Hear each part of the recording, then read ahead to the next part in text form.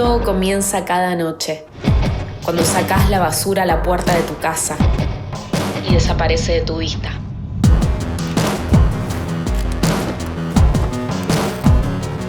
Basta. Si yo me enfermo, ustedes se enferman. Si yo sufro, ustedes sufren. Pero si yo sano, ustedes sanan. La única manera de decir basta es preguntarnos qué pasa con la basura una vez que sale de nuestra vista. ¿Te animás?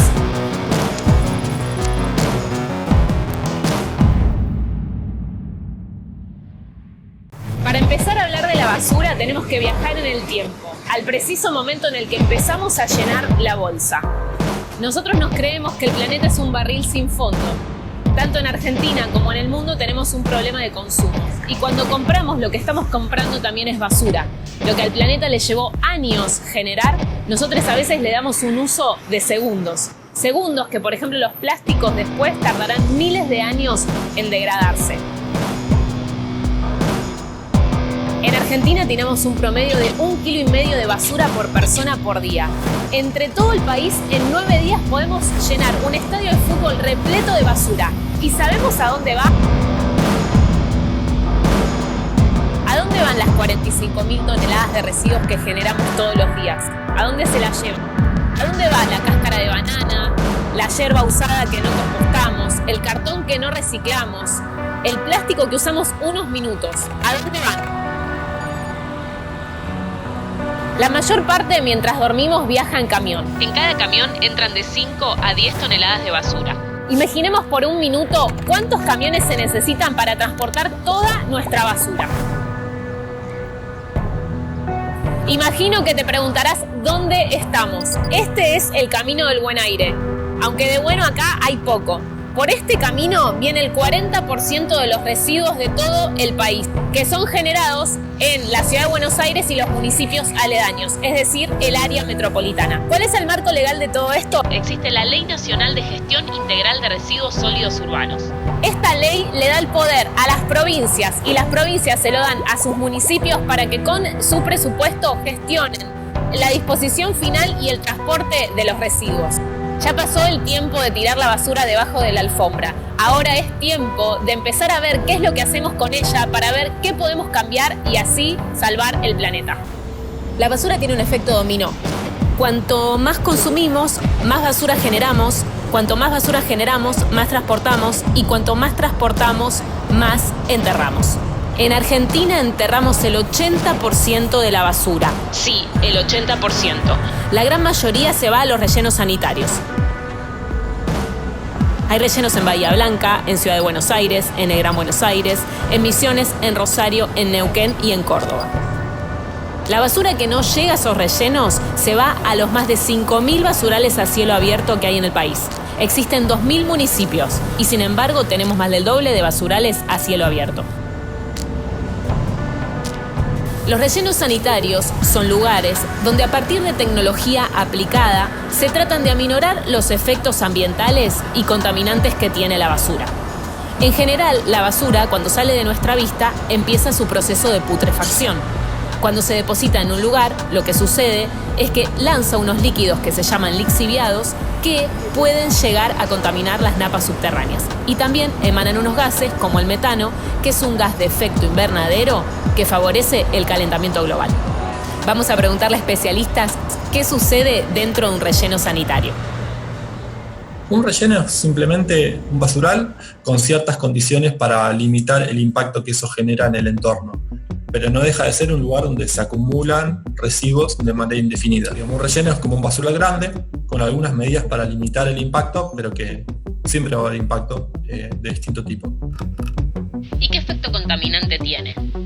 Los rellenos emiten gases a la atmósfera que agravan el cambio climático y que eventualmente pueden generar problemas en la salud de la población circundante.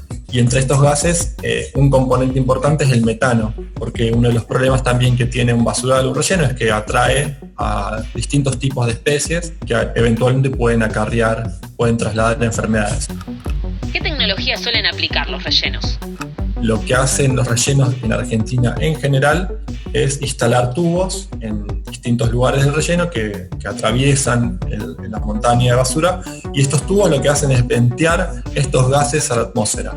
Trata de acumular los residuos cuidando un poco las condiciones. Eventualmente se pueden agregar coberturas con tierra cada tanto para limitar un poco que quede la basura expuesta. En general, los lixiviados se incorporan sistemas que colectan esos líquidos y después, antes de volcarlos, en general se tratan en algún tipo de pileta de tratamiento. Para limitar el impacto, por un lado, impermeabilizar la base del relleno con capas de suelo con poca permeabilidad y también con alguna membrana de plástico. Esto lo que busca evitar es que los líquidos que hay en los residuos filtren a las napas.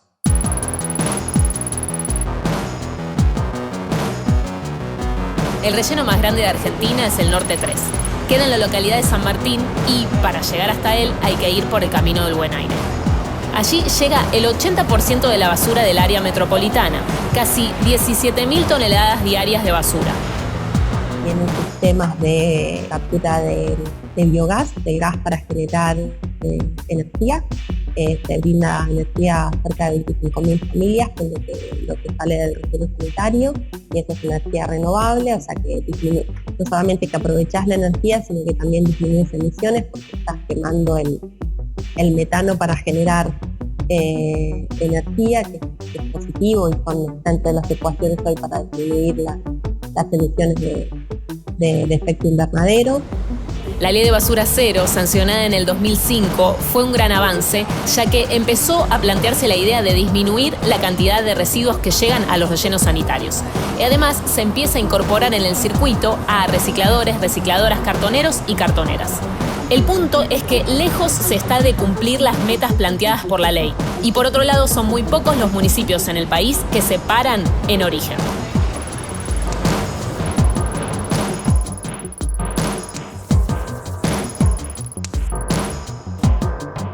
La Ciudad de Buenos Aires modificó en el año 2018 la Ley de Basura Cero.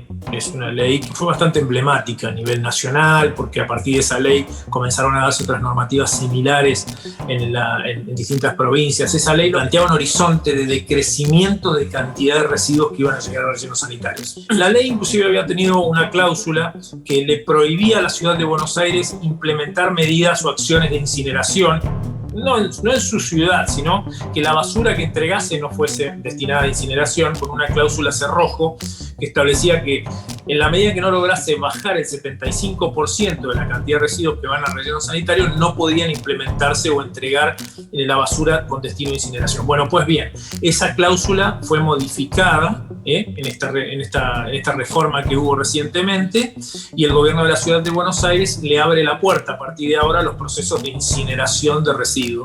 No es que estamos transformando la basura en la nada misma, estamos transformando la basura en calor, estamos transformando la basura en emanaciones gaseosas, estamos transformando la basura en cenizas, que son residuos peligrosos. Eso por el lado del impacto ambiental.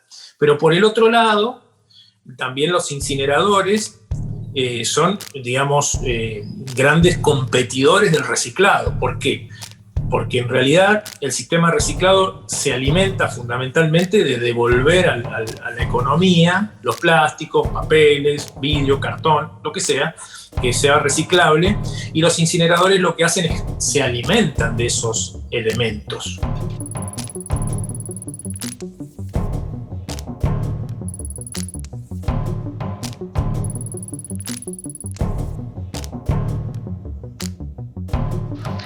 ¿Qué pasa en las grandes ciudades? De las proyecciones de Naciones Unidas para el Medio Ambiente, los números indicaban que íbamos a una concentración de la población en ciudades, y eso indica una mayor generación de residuos. Entonces, claramente tenés que ver cómo la tasa hoy de 1 kilo per cápita por persona de alguna manera la vas disminuyendo.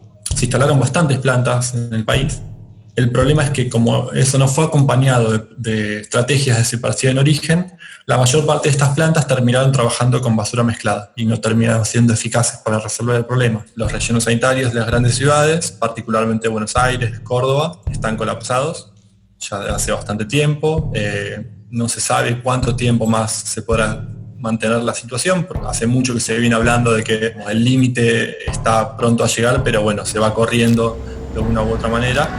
La pregunta es, ¿se puede evitar tener rellenos sanitarios? La respuesta es que no.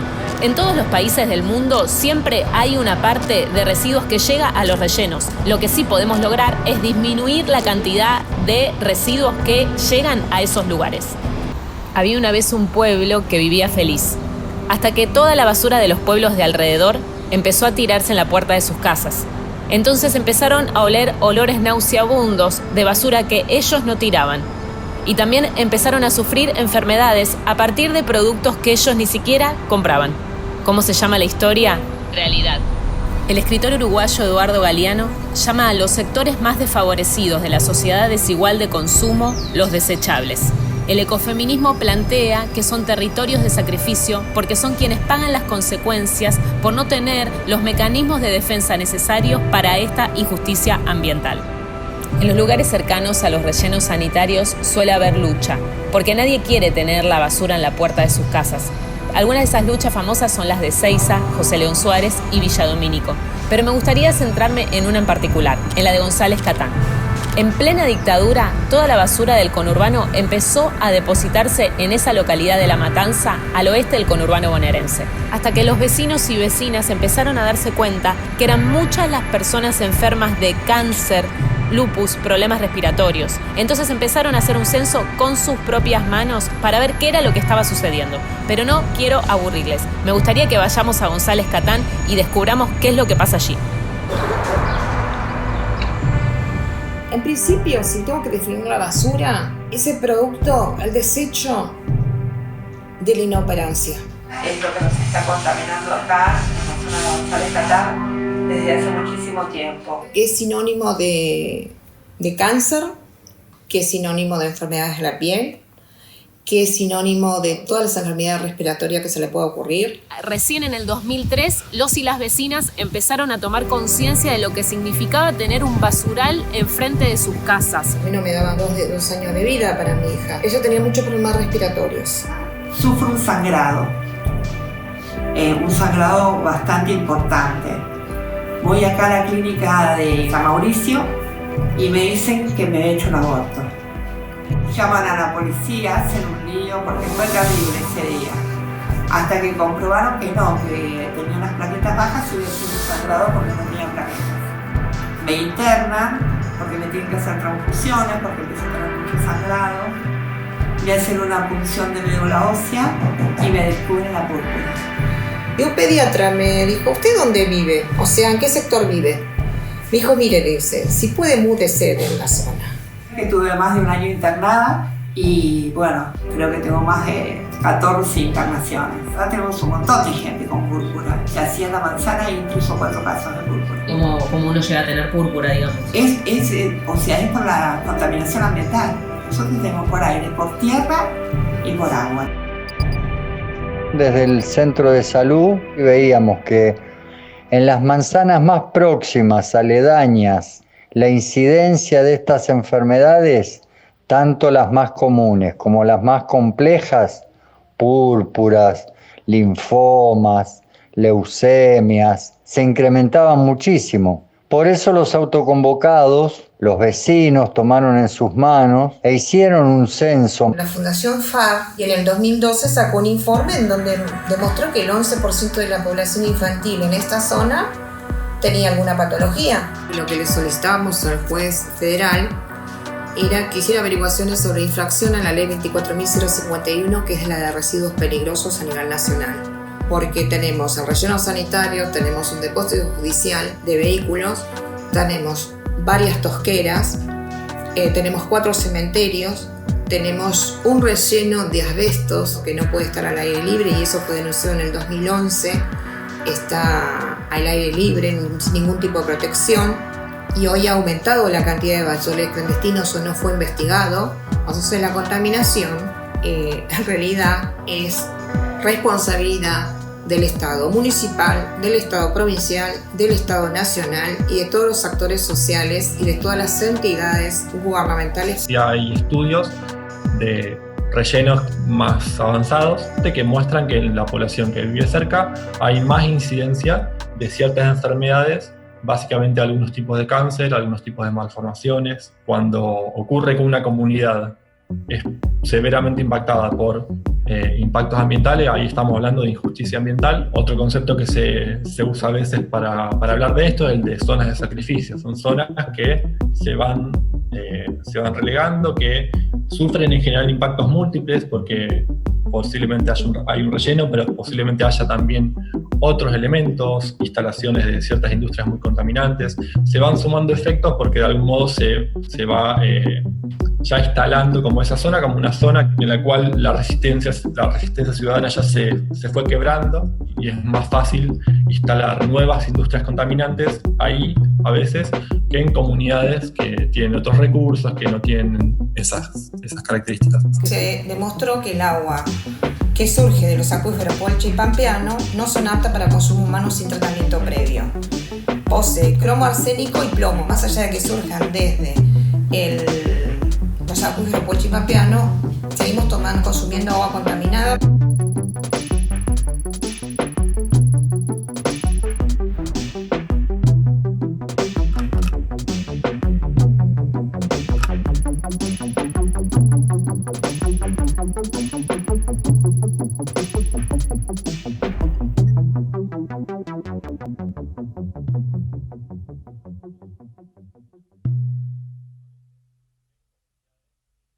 La causa fue archivada en el 2015 sin ningún tipo de motivo, porque tampoco tenemos recursos económicos para que un abogado penalista tome la causa desde un principio y revea toda la situación como para poder proseguir. El relleno sanitario González Catán es un relleno muy viejo, que ya está en sus tiempos finales, absolutamente ya rebasado, colapsado. Lo que se ha hecho ahora es un emparche para permitir seguir ingresando basura proveniente de la zona, pero que ya debería tener un proceso de cierre, como todos los rellenos sanitarios que existen. Tienen un tiempo de inicio y un tiempo de finalización. Sin duda, el relleno sanitario ha generado enormes impactos en la zona, algunos se pueden probar, otros no, sobre todo en la calidad de vida. La ley de daño ambiental, la ley 25675, establece la responsabilidad objetiva por daño ambiental. Eso significa que se invierte la carga de la prueba, es decir, el que produce el daño tiene que probar que no lo produce. Entonces, en este caso, ¿cómo debería haberse obrado? Plantear verdaderamente si el relleno sanitario podía tener algún tipo de relación con la afectación del agua o si el relleno sanitario podría realmente ser inocuo en relación a la contaminación del agua. Una vez que tengamos esa respuesta, habría que solicitar lo que se llama un estudio epidemiológico, vale decir, para tener una certeza de si existe o no existe ese impacto, deberían comparar la situación de la población en el lugar, la situación del agua, con una de igual situación en otro lado. Cuando se van a instalar rellenos sanitarios nuevos, lo que hay que hacer son estudios de líneas de base, es decir, saber cómo está el lugar en el que se va a instalar y a partir de ahí medir la evolución de todos esos recursos de la población o de los lugares que puedan llegar a ser impactados de ahí hacia el futuro. Eso habitualmente no existe. Argentina, de hecho, no tiene una normativa nacional de evaluación de impacto ambiental. Cada provincia tiene su normativa y la aplica de la forma en que más o menos le parece. Y eso es un déficit enorme. Porque si las autoridades gubernamentales y todos los actores sociales fueran educados de otra manera, no tendríamos basura y tendríamos mejor calidad de vida. Somos todos partes importantes en el ciclo de la basura, desde que la producimos hasta el final. Inclusive nosotros como consumidores somos responsables en un 50% de la basura que se genera. Hoy la basura nos está matando porque no sucede solamente en González Catán, la basura nos está matando en todo sentido. Mucha gente se muere sin saber lo que tiene, porque esto es un negocio. Pero detrás de ese negocio hay mucha gente que se está muriendo. Siempre se tapa esto con plata. Es como que uno se siente desplazado. Eso es lo que me gusta. Fuentes oficiales aseguran que es difícil hacer una relación directa entre los rellenos y los basurales con las enfermedades de las personas, sino que también se debe a una situación de contaminación general que suele haber en estos lugares. Gracias a la lucha vecinal, a partir de 2007, toda la basura del conurbano dejó de ir a González Catán y ahora solo va la basura que es perteneciente a su municipio. Igualmente, hace 15 años que vecinos y vecinas reclaman el cierre definitivo del lugar. No se puede terminar esta historia con un "y vivieron felices para siempre", pero por lo pronto nos damos cuenta que es importante saber que nuestra basura tiene consecuencias, que lo que hacemos en un punto del planeta influye en otro, que lo que hacemos en una ciudad influye en otra, que nuestros actos tienen consecuencias. En Argentina reciclamos solo el 6% de toda la basura reciclable. Es muy poco, teniendo en cuenta que en cada bolsa entre un 20 y un 30% de lo que tiramos está compuesto por cartones, papeles y envases. Si bien cada vez hay más municipios en toda Argentina que tienen programas de separación de residuos, algunos de ellos, por ejemplo, son Almirante Brown, Quilmes, Morón, La Plata, Ezeiza, Tigre, San Martín, Avellaneda, Vicente López, Trenquelauquen, Bransen, Pilar, algunas ciudades también de Santa Fe y de Córdoba. Igualmente, más allá de todos estos municipios que cada vez se unen más a estos programas de reciclado, aún falta muchísimo por hacer. Un eslabón fundamental dentro de la cadena de reciclado son los y las cartoneras. Se estima que en el país hay entre 120.000 a 200.000 personas dedicadas a esta actividad. Una actividad que en el 2001 se populariza y hasta el día de hoy subsiste. En algunos casos, algunas personas se fueron organizando y formaron cooperativas.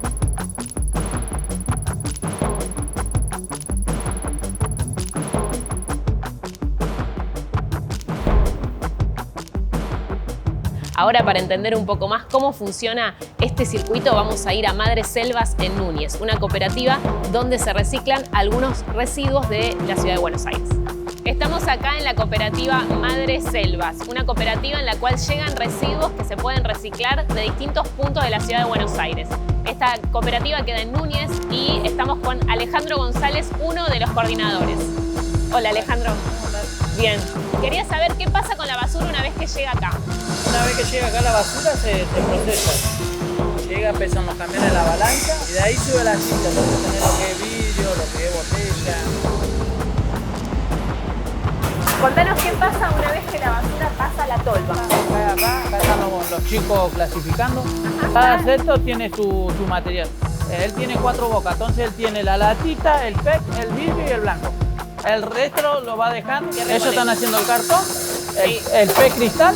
Bien. ¿Qué pasa una vez que se clasifica cada residuo? Cada residuo viene acá a la enfardadora, se trae acá, lo trae el clasquista. Acá están los dos muchachos que se encargan de procesar el material acá, ya sale enfardado. Lo que es PP, lo que es blanco, lo que es cartón, sale todo enfardado. Enfardado quiere decir que sale limpio. Limpio y todo compactado. Todo compactado, ¿no? sí, Para sí, ya entregar y venderlo. Y venderlo. Erika, queríamos saber cuánto hace que sos cartonera. Y hace 8 o 10 años. Antes del carro, o sea, veníamos a buscar comida en el tren con bolsa. Y bueno, después surgió esto del carro, del tren cartonero y bueno, ahí arrancamos con eso. ¿Y cómo fue que empezaste a cartonear? ¿Por qué? Por necesidad. O sea, yo empecé de chiquita, de los 7 años. Ajá. Iba con mi hermana, iba con mi papá, pero por lo menos no nos faltaba el plato de comida en nuestra casa. ¿Sentiste que es un trabajo que no está reconocido? Sí, mucha discriminación teníamos al principio. Y como que también sentí un poco de vergüenza porque te miran o te tratan de otra forma diferente, pero era la única forma que tenía de salir adelante, ¿no? ¿Vos crees que ser mujer y cartonera es doblemente estigmatizante o difícil o más difícil? Sí, mucho más difícil, porque a veces los hijos también necesitan mucho de la madre y en su tiempo por ahí era más de lo que trabajaba que de lo que estaba. Ajá. Y yo por ahí veía que le daba lo material, pero no le daba lo que ellos necesitaban. El cariño de su mamá, estar, escucharlos, aconsejarlos. ¿En algún momento sentiste inseguridad esto de estar en la calle como mujer, cartoneando, quizás un territorio que siempre fue como muy de hombre? Porque la imagen que una suele siempre tener es como el hombre que está con el carro, ¿no? Claro. ¿Y cómo hiciste vos para ocupar ese lugar? ¿Cómo? Coraje. Coraje y pensar en mis hijos, mirar a mis hijos y ver que me pedían un pedazo de pan o lo que sea y bueno, arremangame, agarrar un carro. Yo he venido con mi panza grande, venía cartoneaba hasta casi hasta para tener familia. Bueno, no me quedaba otra. ¿Cómo te sentís ahora al formar parte de una cooperativa, digo, a estar acompañada? Mucho mejor, porque ahora ya sabés que no tenés que salir a la calle, sabés si tenés y no tenés. Mal que mal, vos acá tenés un sueldo, te podés llevar el plato de comida para tus hijos. Es otra cosa, cumplís un horario. Para mí cambió un montón, demasiado, y cambió para bien. Ser cartonero lo llevamos la sangre. Esto es una cooperativa, estamos todos unidos. Es una cooperativa y tiene que tirar todo para un. Para hablar de reciclado, los y las especialistas plantean que hay un concepto que es fundamental, que es el tema de los envases. Hace años que en Argentina se viene debatiendo la ley de envases y de responsabilidad extendida del productor. ¿Qué quiere decir esto? Que quienes insertan los envases dentro del mercado deben hacerse cargo de las consecuencias que esto genera al planeta. Esta clase de normativas, por ejemplo, lo que establece es que los envases tengan etiquetas donde se especifique de qué materiales están hechos para que quienes los consumimos sepamos qué hacer con ellos. Por otro lado, se establecerían ciertos límites, por ejemplo, para no producir más envases con plásticos que no pueden reciclarse. De esta manera tendríamos la conjunción de dos sectores de la sociedad. Por un lado, todo lo que sería el sector de reciclado y por el otro lado, quienes insertan los envases dentro del mercado. Entonces acá es el Estado quien tiene un rol justamente de regulador y de unión entre estos dos aspectos dentro de este circuito.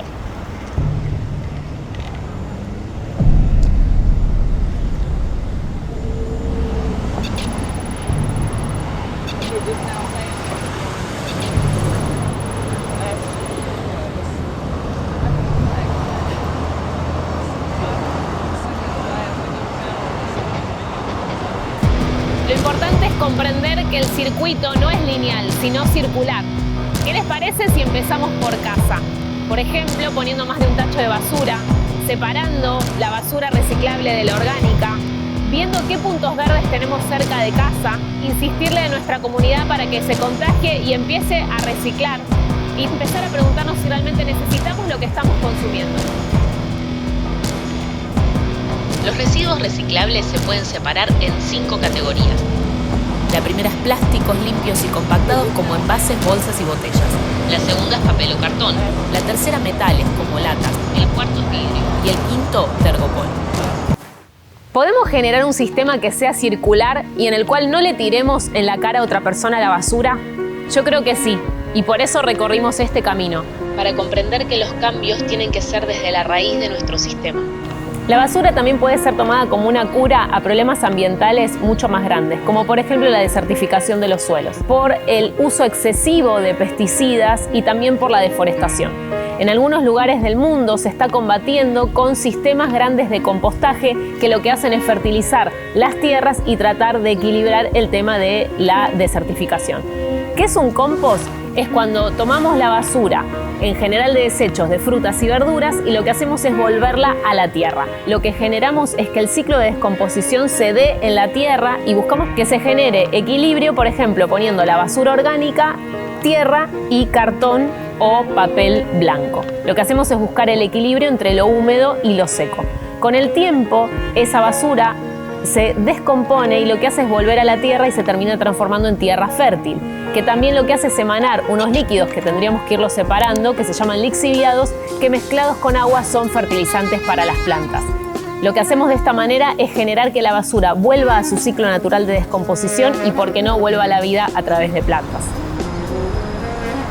En Argentina hay cada vez más composteras comunitarias como esta en la que estamos ahora. Me alegra que hayas llegado hasta acá, porque eso quiere decir que ahora sabés que la basura tiene un montón de consecuencias. Por ejemplo, en la salud directa de las personas, en el calentamiento global y en la contaminación. Seguramente cuando te empezaste a enterar de toda esta información, te agarró enojo, te agarró bronca, pero yo creo que también con información lo que podemos también obtener es poder. El poder de tomar decisiones para empezar a cambiar este sistema y este paradigma en el cual vivimos.